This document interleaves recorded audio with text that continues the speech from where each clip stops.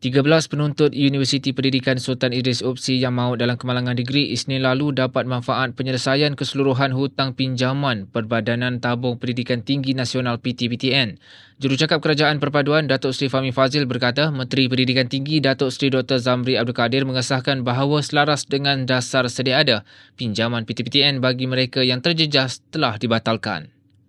Menteri Pendidikan Tinggi telah mengesahkan bahawa sekiranya ada di kalangan para pelajar yang merupakan penerima pinjaman PTPTN, maka berdasarkan dasar sedia ada, pinjaman PTPTN mereka telah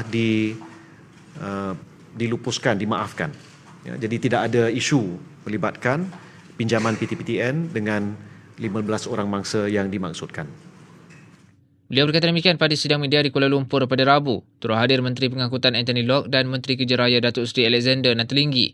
Isnin lalu, bas yang membawa 42 pelajar UPSI itu sedang dalam perjalanan dari Jertih Terengganu ke kampus utama universiti itu apabila bertembung dengan Produa Alza di kilometer 53 Lebuh Raya Timur Barat berhampiran Tasik Banding Digri menyebabkan 15 penuntut meninggal dunia.